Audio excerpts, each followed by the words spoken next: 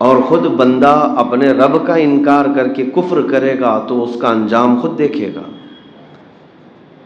مثال کے طور پر کسی کے سامنے پھول بھی رکھے گئے ہوں اور آگ بھی جلائی گئی ہو، اور یہاں پر آپ کو اکیلا چھوڑ دیا جائے تو آپ اپنی عقل کا استعمال کریں گے یا کسی کے انتظار میں کھڑے رہیں گے کہ کوئی مجھے روکے گا تو رکوں گا؟ آپ خود اپنی عقل کا استعمال کریں گے، آپ آگ کی طرف ہاتھ نہیں بڑھاتے، پھول کی طرف بڑھاتے ہیں۔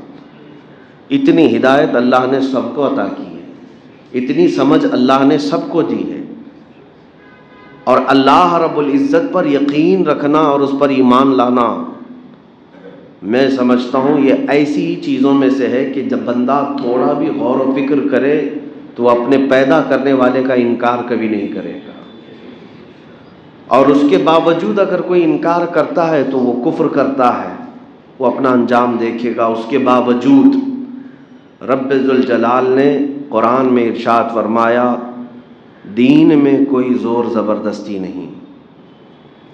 یہاں سے میں ایک مسئلے کی طرف آپ کو لے جانا چاہتا ہوں۔ آج بلکہ پچھلے 100 سال سے پوری دنیا میں ایک پروپیگنڈا پھیلایا گیا آزادی نام سے، فریڈم۔ یہ آزادی کا مطلب کیا ہے؟ اللہ تعالیٰ نے ہر بندے کو آزاد پیدا کیا ہے، اس کے باوجود بھی کچھ لوگوں کی آزادی کے نعرے آپ نے سنے ہوں گے۔ میں اپنے دیش کی آزادی کے بارے میں نہیں کہہ رہا ہوں، ملک کی آزادی کے بارے میں نہیں، بلکہ دنیا میں ایک ایسا پروپیگنڈا پھیلایا گیا ہے کہ ہر انسان کو بولنے کی آزادی ہونی چاہیے، اپنے رائے کا اظہار کرنے کی آزادی ہونی چاہیے۔ تو یہ آزادی تو سب سے پہلے میں سمجھتا ہوں اس کائنات میں دنیا میں اسلام نے دی، freedom of speech, freedom of expression جس کو کہتے ہیں۔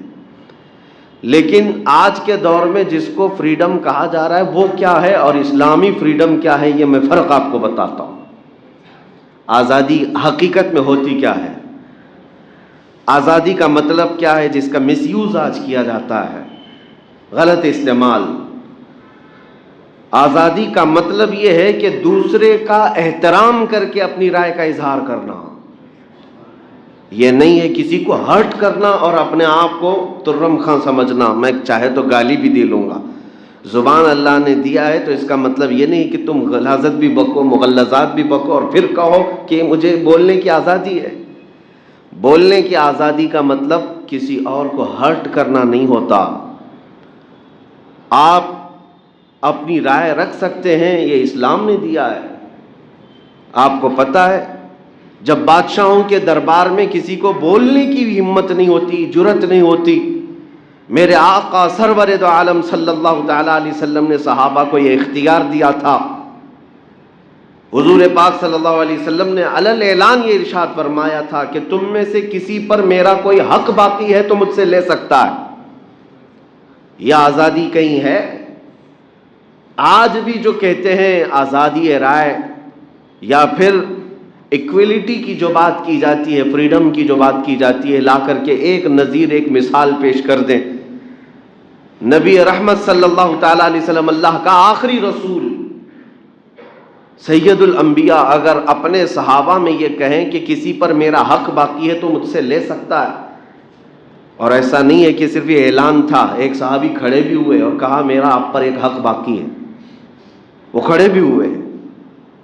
رسول اکرم صلی اللہ علیہ وسلم نے ارشاد فرمایا بتاؤ کیا حق باقی ہے؟ کہا ایک جہاد میں جانے کے دوران صفیں سیدھی کرتے وقت آپ کے ہاتھ میں ایک چھڑی تھی جس سے آپ نے مجھے مارا تھا اور میں اس کا بدلہ لینا چاہتا ہوں۔ جتنا چھڑی سے آپ کے مجھے مار لگا تھا اسلام میں برابری قصاص ہے، میں اس کا بدلہ لینا چاہتا ہوں۔ صحابہ کی گردنیں اونچی ہو گئی اس صحابی کی بات کو دیکھ کر۔ حضرت عمر کھڑے ہونے والے تھے، رسول کریم صلی اللہ تعالیٰ علیہ وسلم نے سب سے کہا بیٹھ جاؤ، یہ عدل کا میدان ہے، یہ اسلامی مساوات، اسلامی عدل ہے۔ اس صحابی کو بلایا، آؤ تم مجھ سے بدلہ لے سکتے ہو۔ وہ صحابی جب آئے نبی پاک صلی اللہ علیہ وسلم کے پاس تو انہوں نے ایک اور اپنی خواہش کا اظہار کیا. کہا جس وقت آپ نے چھڑی مجھے ماری تھی میرا بدن کھلا تھا, جبہ میں نے نہیں پہنا تھا, پیٹھ میری ننگی تھی. میں چاہتا ہوں کہ یہ بدلہ لینے کے وقت آپ کی بھی پیٹھ پر سے جبہ ہٹ جائے, آپ کی پیٹھ پر بھی جو جبہ ہے کپڑا ہے اس کو ہٹا دیا جائے. نبی پاک صلی اللہ تعالی علیہ وسلم نے اپنا جبہ ہٹایا, اپنا جبہ کھول دیا. وہ صحابی پیچھے سے آئے, حضور کے دونوں کندھوں کے بیچ میں مہر نبوت تھی, اس کو چوم لیا, اس کو بوسہ دیا اور کہا میں نے بدلہ لے لیا.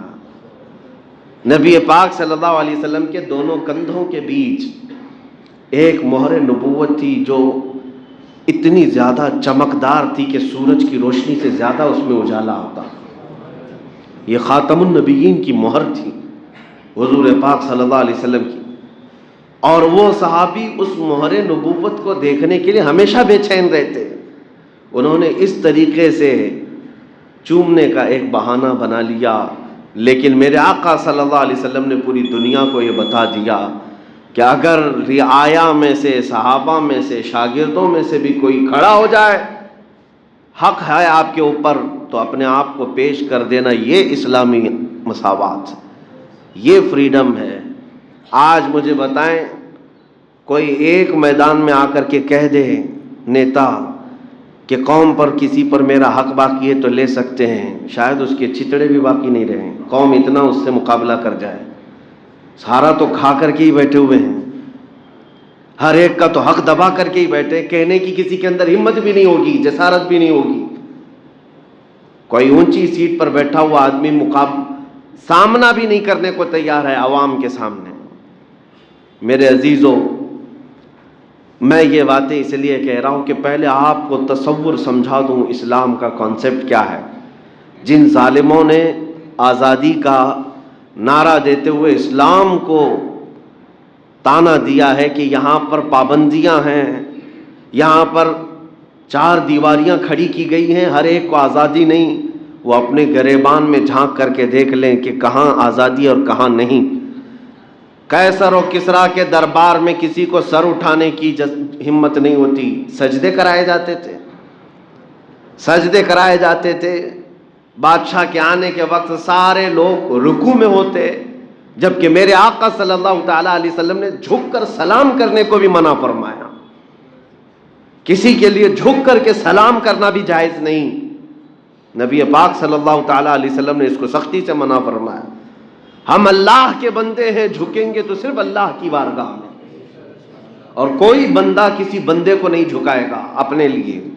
کوئی بندہ, وہ بادشاہ وقت کیوں نہ ہو جائے, وقت کا بڑا عظیم تخت کا مالک کیوں نہ ہو جائے, لیکن وہ کسی اور بندے کو نہیں جھکائے گا. اگر وہ جھکاتا ہے تو پھر وقت کا وہ فرعون ہے, وقت کا فرعون ہے. آپ کو پتہ ہے سیدنا عمر ابن خطاب رضی اللہ تعالیٰ عنہ, جن کے رعب کا عالم یہ تھا کہ دور بیٹھے ہوئے بادشاہوں کی فوج میں لرزہ طاری ہوتا آپ کے نام سے, عمر ابن خطاب رضی اللہ تعالیٰ عنہ.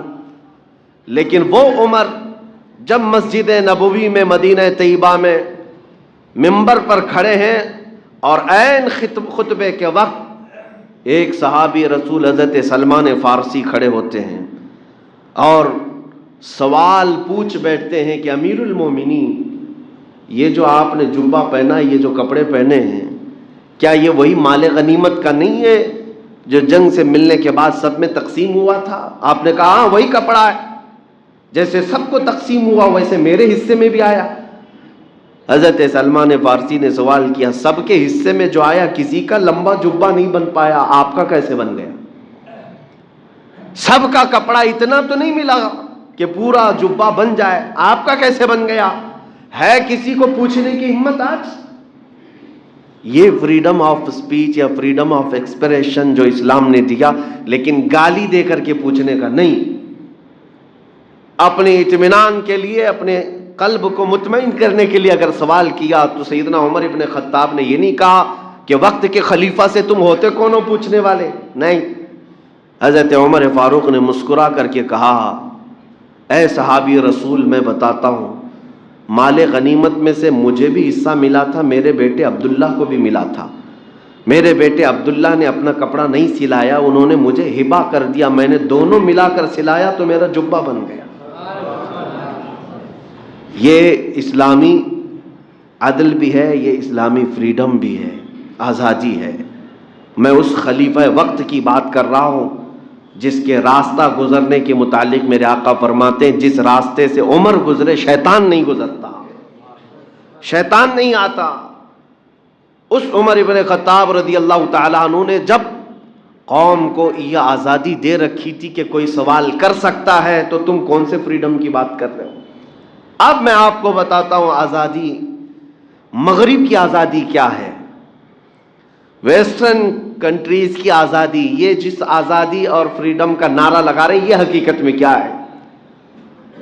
یہ آزادی در حقیقت صرف اور صرف ایک کھوکھلا نعرہ ہے، اور حقیقت میں یہ ہے کہ انسان کو جانور سے بدتر بنانا ہے، اس کے اخلاق ختم کر دیے جائیں، اس کی روایات ختم کر دی جائیں۔ آزادی ایسی ہو کہ کوئی ننگا بھی گھومے اس کو کہا جائے گا یہ آزادی ہے، فریڈم ہے۔ عورتوں کو بہت ہی شارٹ لباس میں لایا جائے اور کہا جائے آزادی ہے۔ جانوروں کی طرح شہوت کی مشین بنا دیا جائے عورت کو، آزادی ہے۔ ایک خاتون کو استعمال کرنے کی مشین بنا دیا، اور بھوکے بھیڑیے کی طرح لوگ اس کو دیکھتے رہتے ہیں کلبوں میں، اسٹیجوں پر، اور عورت ان کے سامنے تھرکتی رہتی ہے، ناچتی رہتی ہے۔ دنیا میں تصور تو یہی دیا جا رہا ہے کہ یہ پوش لوگ ہیں، یہ بہت ہی اعلیٰ اقدار اور اعلیٰ اخلاق والے لوگ ہیں، لیکن تمہیں پتہ نہیں ہے ایک بنت حوا کو، ایک حوا کی بیٹی کو کئی مردوں کے سامنے ننگا کر کے اس کی عزت کو ذلیل کر دیا۔ سوائے شہوت کی مشین کے وہ کیا بنی؟ جتنے لوگ اسے دیکھتے ہیں وہ اپنی شہوت کی تسکین کے لیے، اپنی نفسانی خواہشات کی تکمیل کے لیے، اس کے علاوہ کیا ہے؟ یہ آزادی ہے؟ آزادی ایسی مغرب کی آزادی کہ سارے چیزوں کا اختیار انسانوں کو ہے، وہ جو چاہیں۔ دیکھیں میں آزادی کی ڈیفینیشن جو یہاں پر ہے اور وہاں پر ہے دونوں بتاتا ہوں۔ اب اسلام کی جن باتوں کو لے کر کے اعتراض ہوتا ہے، شراب پینے پر کوڑے مارے جاتے ہیں، زنا کرنے پر سنسار کیا جاتا ہے، چوری کرنے پر ہاتھ کاٹا جاتا ہے، یہ بہت سخت ملک ہے، بہت سخت ہے۔ میرے عزیزو، تم نے شراب کے لیے، زنا کے لیے آزادی دی ہوگی ہر ایک کو، لیکن تمہیں پتہ نہیں اس کے ذریعے سے کتنا ناسور پھیلتا ہے معاشرے کے اندر۔ اسلام نے انسانوں کی بھلائی کے لیے روکا ہے۔ مجھے بتاؤ شراب کا لائسنس دینے والے، آپ پھر یہ لکھتے کیوں ہو کہ یہ ڈینجرس ہے ہیلتھ کے لیے؟ سگریٹ بیچتے ہو اور اس کے ڈبے پر لکھ کر کے بیچتے ہو کہ زیادہ طور پر اس کی وجہ سے کینسر ہو سکتا ہے، کیا یہ نہیں ہوتا؟ ہر سگریٹ کے پیک پر یہ لکھا جاتا ہے کہ اس کے ذریعے سے کینسر ہو سکتا ہے، اور بیچتے بھی ہو، لائسنس بھی دیتے ہو۔ یہی تو ان میں اور اسلام میں فرق ہے۔ اسلام نے جہاں بندوں کی ہلکی بھی تکلیف اور نقصان دیکھا اس پر پابندی لگا دی، اور قرآن نے کہا لا تلقوا بأیدیکم الی التہلکہ، اپنے آپ کو ہلاکت میں مت ڈالو۔ یہ آزادی نہیں ہے کہ تمہیں زہر پینے کے لیے چھوڑ دیا جائے، تمہیں اپنے آپ کو برباد کرنے کے لیے چھوڑ دیا جائے۔ آزادی یہ نہیں ہے۔ مغرب کی آزادی اور اسلام کی آزادی میں بہت بڑا فرق ہے میرے عزیزوں۔ آج میں دنیا کو یہی بتانا چاہتا ہوں، جن آزادی کے نعروں میں آ کر تم جس کو چاہے اس کو ہرٹ کرتے ہو، ذرا کبھی اپنی ماں پر بھی اس آزادی کا استعمال کر کے دکھاؤ، کبھی اپنی بیٹی اور اپنے بہنوں پر بھی اس آزادی کا استعمال کر کے دکھاؤ۔ یہ نہیں کریں گے۔ آزادی رائے اور آزادی اظہار، جس کو یہ کہتے ہیں گفتگو کی آزادی، اسپیچ کی آزادی، بولنے کی آزادی، اور اس آزادی کے آڑ میں اسلام کو تنقید کیا جائے، اسلام پہ، مسلمانوں پہ، اللہ پہ، رسول اللہ پہ کرٹیسائز کرنا اور تنقید کا نشانہ بنانا، اور اس کو کیا کہتے ہیں؟ یہ آزادی ہے، فریڈم آف اسپیچ ہے، فریڈم آف ایکسپریشن ہے۔ حقیقت میں آپ کو بتاؤں، پوری دنیا کا سیکولرزم اور فریڈم کا جو نعرہ ہے وہ صرف اور صرف اسلام کو کرٹیسائز کرنے کے لیے، باقی کسی کے لیے نہیں۔ اسلام کو نشانہ بنانا یہ سیکولرزم ہے، آزادی ہے۔ اسی لیے تو میں کہتا ہوں اگر تم سچے معنوں میں آزادی کے پیروکار ہو تو کبھی اپنی ماں پر بھی اس آزادی کا استعمال کر کے دکھاؤ، اپنے باپ کے بارے میں بھی بتاؤ، اپنی بچیوں کے بارے میں بھی اس آزادی کا استعمال کر کے بتاؤ۔ تمہیں تمہارے گھر کی عزت پیاری ہے اور کروڑوں مسلمانوں کو اگر ان کے نبی کی عزت پیاری ہے تو کیا فرق پڑتا ہے؟ آج ہم جو دکھی ہیں اس ایسی آزادی کے خلاف ہیں۔ ہم وہ آزادی نہیں چاہتے جس میں کسی کو ہرٹ کیا جائے، کسی کے دلوں کو ٹھیس پہنچائی جائے۔ دوسروں کا احترام کرنا یہ ہمیں اسلام نے سکھایا ہے۔ میرے عزیزوں، سالوں بیت گئے تقریریں سنتے ہوئے، آپ لوگوں کو بھی، مجھے بھی کئی سال ہو گئے۔ ہم نے بھی بہت سارے ریلیجنز کو پڑھا ہے، تقریباً 14 ادیان، 14 مذہب، 14 ریلیجنز دنیا کے، جن کا میں نے خود بہت گہرائی سے مطالعہ کیا ہے، اور ہر ایک کو ہم نے کمپیئر بھی کیا ہے، کیونکہ میرا سبجیکٹ تھا کمپیریٹیو اسٹڈی۔ لیکن آج تک ہم نے دوسرے مذاہب کو اس طرح ذلت کا نشانہ نہیں بنایا۔ لوگوں کی اپنے اپنے رائے ہیں۔ ہمارا دین کہتا ہے لا اکراہ فی الدین، دین میں کوئی زور زبردستی نہیں ہے، لیکن میں اپنے دین کو دلائل سے قائل کرتا رہوں گا۔ میرا دین سچا ہے یہ بولتا رہوں گا، آخر تک میں ثابت کرتا رہوں گا۔ میں نے دوسرے ادیان پر، ان کے مقدسات پر، ان کی شخصیات پر کبھی اوچھے حملے نہیں کیے۔ ہاں جو لاجک کے خلاف ہے اس کو ہم بولتے ہیں، لیکن کسی کے مذاہب پر گندی گالیاں دے کر کے حملے ہم نے نہیں کی۔ یہی ہمارے اسلامی اقدار اور اسلامی آزادی ہے۔ اور آج ان ظالموں نے نبی رحمت صلی اللہ تعالیٰ علیہ وسلم کو اور اہل بیت کو، اسلام کو اور قرآن کو روز بروز نشانہ بنانا شروع کیا۔ کس آڑ میں؟ اسی آڑ میں کہ ہمیں فریڈم آف اسپیچ ہے، فریڈم آف ایکسپریشن ہے۔ اگر میں پوچھنا چاہتا ہوں اسی کو فریڈم کہتے ہو تو پھر ان لوگوں کو جیل میں کیوں لے جاتے ہو جو ہوم منسٹر پر ٹپنی کرتے ہیں؟ ان لوگوں کو کیوں جیل کی سزائیں دی جاتی ہیں جو کبھی پردھان منتری پر، راشٹرپتی پر کوئی ٹپنی کر دے؟ کیوں؟ لمٹ ہے، بولنے کی بھی لمٹ ہے، ہمیں پتہ ہے۔ یہاں پر بھی فریڈم آف اسپیچ کا مطلب یہ نہیں ہے کہ جو منہ میں آیا وہ بک دیا جائے، گالیاں دی جائے۔ ہم اپنے دیش کے بھی کسی بڑے کے لیے نہیں بول سکتے، یہ ہمارے ہاں قوانین ہے، لیکن یہ جو دوغلی پالیسی چل رہی ہے اس کے خلاف میں بولوں گا۔ آج پورے ہندوستان بھر میں اس آزادی کے نام پر ایک فتنہ ایسا زور و شور پھیلایا جا رہا ہے کہ ایک کے بعد دیگر میدان میں ان کو اتارا جائے گا اور نبی پاک صلی اللہ علیہ وسلم کی ذات کو نشانہ بنایا جائے گا۔ یہ ہمارے جذبات کو ٹھیس پہنچانا اور نوجوانوں کو بھڑکانا اور ان کو راستوں پر لا کر اتارنا، دنگے کرانا، فساد کرانا، یہ ساری پلاننگ ہو چکی ہے۔ اس سے قبل میں نے عرض کیا تھا جینوسائڈ کرنے کی بھی پلاننگ، یعنی نسل کشی، نسل ہی ختم ہو جائے۔ آپ کو پتہ ہوگا افریقہ کا ایک علاقہ ایسا ہے، ریڈیو روانڈا جس کو کہتے ہیں، ایک بہت بڑا مشہور فتنہ ہوا تھا۔ وہاں پر 2 قبیلے تھے اور دونوں قبیلوں میں ایک مائنورٹی اور ایک میجورٹی۔ جو میجورٹی میں تھے، اکثریت میں تھے، ان کے دلوں میں یہ اقلیت کی نفرت اتنی ڈال دی گئی تھی۔ کس کے ذریعے سے ڈالی گئی تھی؟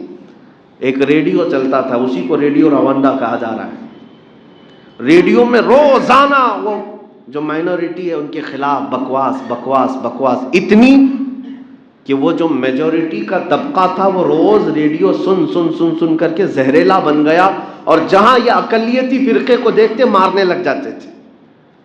ریڈیو کے ذریعے سے اس طرح نفرت پھیلائی گئی، اور اس ایک ملک میں 8 لاکھ مائنورٹیز کو مارا گیا تھا۔ 8 لاکھ لوگوں کی موت ہو گئی، ہتیا ہو گئی۔ کس کے ذریعے سے؟ یہی میجورٹی کے ذریعے سے۔ آپ چاہیں تو تحقیق کر لیں، انٹرنیٹ پر موجود ہیں یہ تمام اخبارات بھی۔ UN نے تک یہ بات کہی ہے، اور پھر یہ ثابت ہوا کہ اس میں سب سے بڑا ہاتھ اس ریڈیو کا تھا جس نے نفرت پھیلائی۔ میں سمجھتا ہوں آج کے اس دور میں اسی سازش کا نشانہ ہندوستان کو بھی بنایا جا رہا ہے، کثرت سے نفرت پھیلائی جائے مسلمانوں کے متعلق۔ یہاں مائنورٹی میں اور بھی لوگ ہیں، یہاں سکھ بھی ہیں، عیسائی بھی ہیں، یہ بھی مائنورٹی میں آتے ہیں، بودھ بھی ہیں، جین بھی ہیں، وہ بھی مائنورٹی میں ہیں، لیکن ان تمام مائنورٹیز کے اندر الپ سنکھیک جس کو کہتے ہیں، ان میں سب سے زیادہ مسلمانوں کے خلاف ایک زہر پھیلانا۔